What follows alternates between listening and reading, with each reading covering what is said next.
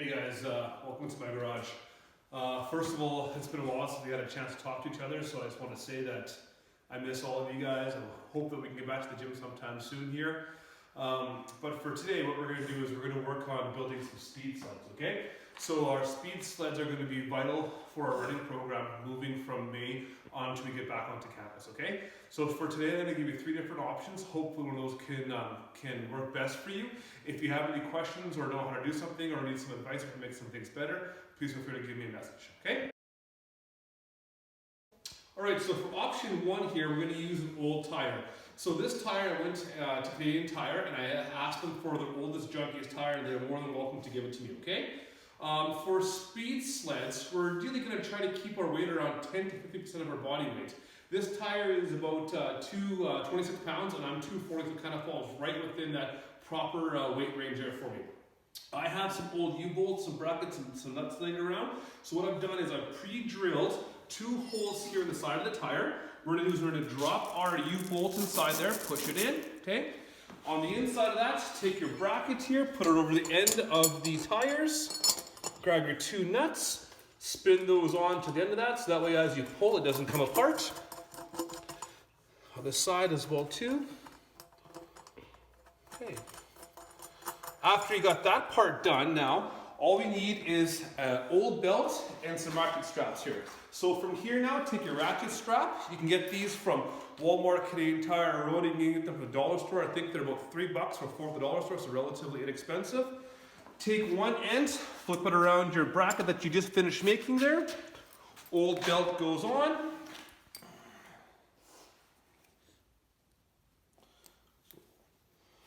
Good. Other end of the ratchet strap, flip it around inside there, tie it on, spin it around the back, and now you have a speed sled there, okay? If this now is a little bit on the light side for you here, well, some options that you can do here, take some scrap pieces of wood that you have kind of laying around. You can lay them on the inside of your tire here, kind of in a little bit of a crisscross pattern. If you have availability, you can screw those together so that way things won't slide out. You can add some extra weight onto there, okay? Alright, so their second option here with the same old tire is, if you don't want to go out and buy a U-bolt or everything laying around, all you have to do is take your tire. I cut a slit here on the other side of the tire. All you got to do is bend it, drop the same ratchet strap inside the hole there, okay? Pull it out, flip it back over, tie it onto the same thing, and then tie the other part back onto your belt, same as it was before, and there's a second option you can use for the old tire as well. Option 2 that we're going to have for our speed sleds here is going to take a little bit of construction here, okay? So this isn't very expensive. It's less than a 2x4 piece of wood. I just found some scrap plywood or OSB that's been laying around. So for here you're going to need roughly about 12 small screws and 6 large screws. Our small screws are about 1.5 inches. Our large screws are about 2.5 inches. The piece of wood that got cut is 19.5 by 19.5. And the reason why I chose those dimensions is that once this is all fully assembled, you should be able to fit a full 45-pound Olympic plate inside the middle of it. The pieces of wood that are cut are 2x4s. There's 2 19.5 pieces, a 16.5 piece, 2 7-inch pieces, and then an 8-inch piece as well too. So what I'll do here is I'll quickly show you how to assemble this. It takes nothing longer than about 5 minutes to go ahead and do, and then I'll show you kind of how we'll use that as part of a speed sled, okay? So take the 2.5 or the 1.5 inch pieces of wood, line it up along the bottom part of the 19.5 inch pieces of wood. So that's 3.5 inch screws there. Other piece goes across the back here.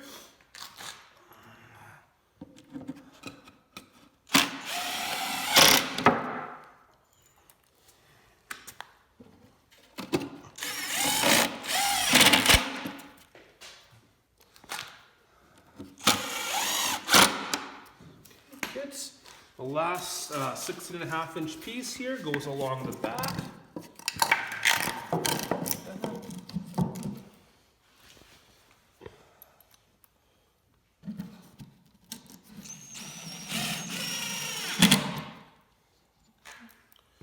2 screws across the back there. Good. Now we'll flip that over. Now we have basically a box. We're going to take a screw here, one of the long ones, slide it in across the side of it. So lock it in that way. Another piece to come across here. Lock it in that way.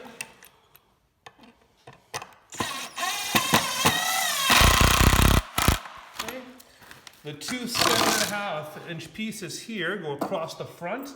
Again, long screws from the sides to lock those into place.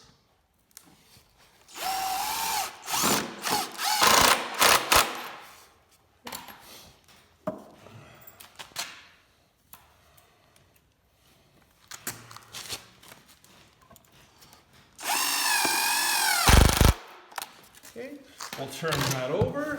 Add the last 4 small screws there to lock that into place.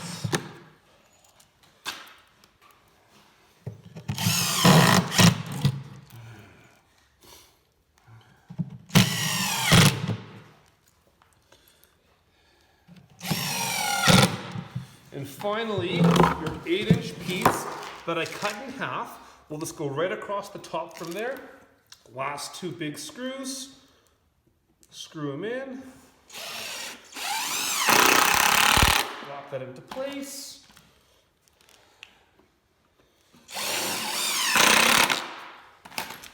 We're going to grab our ratchet strap that we had previously, flips itself right through here, lock itself into place. Now we have a speed sled, okay? So this one weighs about 10 pounds for fully assembled. So for me, you need an extra little bit of weight inside there. Weight inside there, and now you have your speed sled. So our last option, albeit probably the least desirable option, is taking a standard spare tire here, okay? This one here, with the rim on it, is about 45 pounds. It tends to be a little bit on the heavier side.